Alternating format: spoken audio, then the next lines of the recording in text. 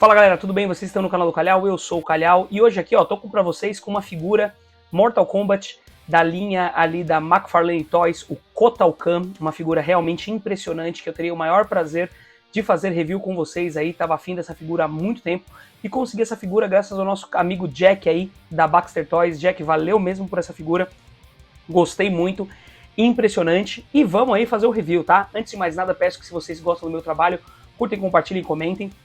Muito bacana aí fortalecer esse colecionismo de gente boa, né? Tem muita gente tranqueira no colecionismo, então é sempre bom se cercar aí dos parceiros bacanas, tá? Então, gente, vou fazer um review aqui sobre o Kotal Kahn, vou falar algumas coisas sobre ele. Não é um unboxing, né? Porque eu peguei essa figura já loose, mas ela tá zeradinha, peguei aí com o Jack. Muito, muito bacana mesmo, tá? Então, primeiro ponto, o Kotal Kahn é um personagem do Mortal Kombat, né? Ele é ali uma espécie de deus, né? Deus solar, e isso tem muito a ver também com o visual dele, porque já adianto para vocês que esse visual dele é completamente inspirado na cultura mesoamericana, uma mistura das culturas maia e azteca, inclusive na cor, a questão do penacho, né? Esse penacho aqui, provavelmente ele é de penas de Quetzal, que é uma ave que é sagrada tanto para os aztecas quanto para os maias, né? Então ele tem ali uma questão bastante significativa com a Mesoamérica, né? As feições dele são de mesoamericano. A cor, né, faz aí uma referência ao príncipe turquesa, né, ao Huitzilopochtli, o colibri da esquerda, né, o deus solar dos aztecas, e faz também ali uma referência, ao meu ver, em alguns pontos ali, me parece também um pouco com o Kukulkan, né, que seria a serpente emplumada dos maias, tá? Mas a gente vai falar sobre isso aí um pouquinho depois. Então o visual dele já é bastante significativo, ele é uma espécie de imperador do Outworld, né, segundo o jogo do Mortal Kombat 11, se não me falha a memória. Eu não joguei esse jogo, eu gosto de Mortal Kombat, mas não joguei esse jogo.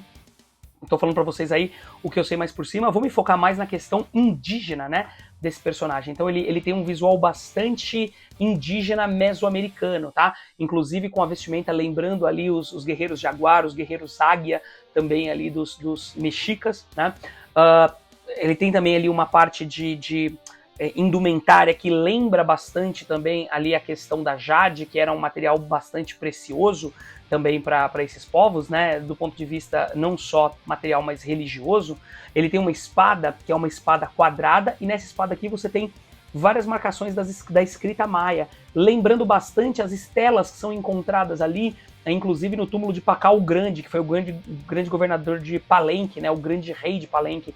Então ele faz muitas referências mesmo à cultura mesoamericana, tá?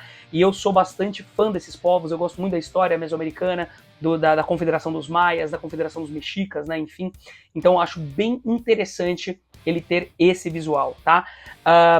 Impressões gerais, é uma figura muito bonita, tá? Ele usa aqui uma vestimenta de couro com um impresso, aqui os detalhes também bem no modelo mesoamericano, as partes aqui amarradas. Esse penacho de Quetzal, ele vem fora, tá? Ele vem solto. Deixa eu tirar aqui. Essa parte aqui, inclusive, é muito parecida, né, com a imagem do Kukulkan, né, também do Quetzalcóatl para os aztecas. Essa parte aqui, ó, tem muita influência mesoamericana aqui. E aí você encaixa esse penacho de Quetzal e aí ele fica pronto, tá? Muito, muito, muito, muito bacana, tá? E dá uma mobilidade boa para a cabeça, tá? Ele consegue olhar bastante para cima, consegue olhar bastante para baixo, então não impede aqui. Ele tem essas ombreiras, também são em tom de ouro, né? A gente tem bastante tons de ouro nessa figura. A espada tem tom de ouro, a armadura tem tom de ouro. Isso também é bastante significativo, uma vez que, principalmente na região ali que era da Confederação, dominada ali pela Confederação dos Mexicas ao longo do século XVI, é um local que tem bastante ouro, bastante pedras preciosas, inclusive a riqueza da Europa nunca é demais a gente citar, a riqueza da Europa é obtida através da exploração dos povos nativo-americanos, dos povos africanos e dos povos asiáticos. Então essa riqueza toda depois vai ser jogada lá na coroa britânica, na coroa espanhola, né, enfim, na coroa portuguesa, não necessariamente dos mexicas, mas enfim, né, para vocês entenderem aí todo esse processo, tá? E essa figura aqui é bastante impressionante, tá? Vamos ali para as impressões gerais. Cara, eu fiquei bastante impressionado com essa escultura do McFarlane, tá? Para mim é uma das figuras mais bonitas que eu já adquiri, mais bem desenvolvida. Eu gosto muito desse cara, eu acho que ele tá entre os meus top 10 aí desse ano, com toda certeza. Ele é muito bonito, A pintura poderia ser melhor em detalhes, o McFarlane, né, ele dá uma vaciladinha em alguns detalhes, por uma questão também de custo, né, enfim, mas não é feio, tá? Não é uma pintura ruim. Dizer que ela poderia ser melhorada não faz nem de longe que ela seja uma pintura ruim. Ela é uma pintura bastante competente, eu gosto. Falta talvez algumas climatizações, vamos ver aí se eu vou fazer, mas a questão importante é essa. Eu gostei dessa versão que vem com sangue, né, porque me remete também um pouco a essa questão mais sacrificial da Mesoamérica, né? A Mesoamérica tinha uma religião que era baseada em sacrifícios humanos, tanto os mexicas quanto os maia faziam esse tipo de coisa, mas sem demonização, tá? Ah, meu Deus, os capetas, esquece essa bobagem, os caras não têm noção de bem e mal numa versão ocidental maniqueísta.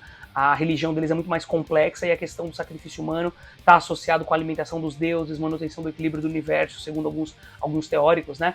Então é bastante importante a gente entender antes de criticar, tá? Mas essa questão do sangue achei bem interessante. Então ele vem com essas armaduras, essas ombreiras, essas proteções de braço, essa proteção de cintura. Aqui ele tem como se fosse uma proteção de pescoço, de cabeça, né? Um capacete bem legal. As coxas sem proteção, óbvio, e as canelas aqui com proteção. Então o visual desse cara é bastante impressionante. Ele tem pinturas tribais.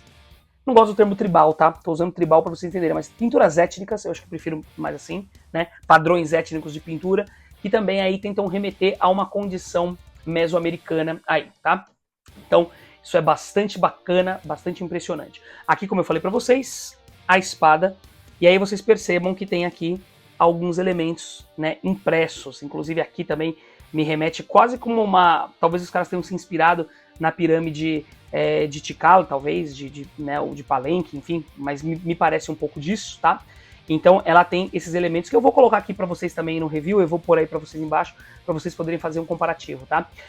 Talvez isso aqui teria sido mais interessante, ao invés de ser de aço, se ele fosse de obsidiana. O obsidiana era um material mais utilizado por eles, pelos mesoamericanos, como cortador. Obsidiana é o vidro vulcânico, né? Então ele se desenvolve ali através das erupções vulcânicas, formando ali uma construção cristalina altamente cortante, que é a obsidiana, vidro vulcânico, tá? Mas a espada é muito bacana. Ela é só um material muito mole e às vezes ela dá uma deformada, mas fora isso, nada demais. Bom, para as articulações, é a articulação típica, né, do McFarlane. Então é bacana, tem a articulação dupla de cotovelo, então ele consegue chegar bem próximo do rosto, percebam? A minha tá bastante dura aqui ainda, mas bacana, consegue chegar bacana aqui bem perto do rosto, tá? Ele não consegue abrir muito o braço, né, para jogar tudo para cima por conta da armadura. Você não vai conseguir esticar esse braço todo assim para cima, porque senão vai deformar a armadura, né? Você vai perder ali a questão da harmonia, mas muito bacana. Tem uma articulação dupla aqui, abre bastante o crucifixo, tem articulação de tórax, tem também uma articulação na cintura. Ele abre bastante ali o Jean-Claude Van Damme, né? Então, bem bacana mesmo. Também tem articulações duplas no joelho, que dá para fazer bastante movimentação, que é uma figura que pede, tá? Essa figura, ela pede realmente uma movimentação muito mais significativa. E eu queria dar ênfase aqui para vocês, ó, no rosto do Kotal Kahn. Perceba que ele é um rosto com bastante expressividade. Ele é um cara que ele não tá copiado de outros, né? Uma cara genérica, de branco, colocado ali, pintado para parecer um mesoamericano. Ele realmente tem ali um fenótipo mesoamericano que me agrada bastante, tá? Então, gente, de 0 a 10 aqui, nessa figura, eu dou 11. E eu vou dizer mais para vocês, tá? Eu vou fazer aqui um comparativo com duas figuras que são figuras de escultura e pintura excelente. Então, aqui do lado, nós temos o nosso queridíssimo Strongheart, né? Da NECA, aí, figura D&D. Percebam que eles estão na mesma estatura, então eu já vou até aproveitar para poder medir aí o tamanho desse cara, porque, né, para variar, eu esqueço de medir o tamanho dos bichos. Então, da ponta do pé até o penacho, ali, o último penacho, ele chega a 20 centímetros de altura. Até a cabeça dele dá em torno de 18, tá? Então, 18 ali de altura. Mas percebam que mesmo o Strongheart sendo uma figura impressionante, com uma pintura impressionante, uma escultura impressionante, na minha opinião, o Kotal Kahn, ele não perde nada para essa figura. Ele fica do lado e ele não se ofusca. Ele não se perde.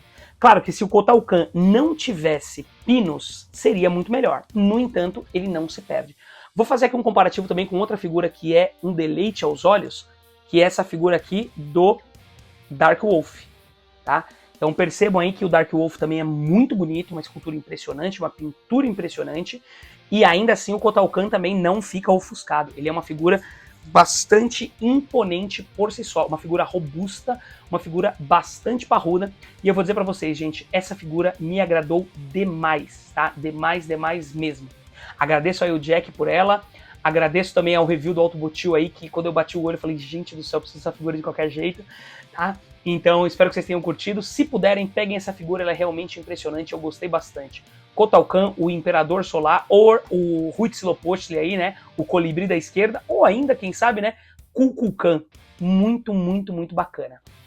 Ah, gente, para eu não esquecer, eu preciso fazer um comparativo com uma outra figura também baseada em povos mesoamericanos, ou pelo menos parcialmente baseada, que é a Baf do Atuma. Eu ainda não fiz ali o review dessa figura, mas vou colocar aqui lado a lado com o Kotal Kahn, para nós podermos dar apenas uma olhada e já pensar que esse aqui, esse queridão aqui, é o próximo a ter um review. E aí a gente faz mais um comparativo com a cultura mesoamericana. Aqui eu vou mesclar, porque eu vou falar da cultura mesoamericana, mas também com influência maori. Mas é bem interessante a gente pensar nos penachos desses caras, ou aqui no caso do Atuma, né? Nessa ossada que nós temos aqui de tubarão. Mas vamos deixar pro review desse cara pra gente poder falar sobre isso, beleza? Então, gente, obrigado aí pela atenção de vocês, um forte abraço e até a próxima!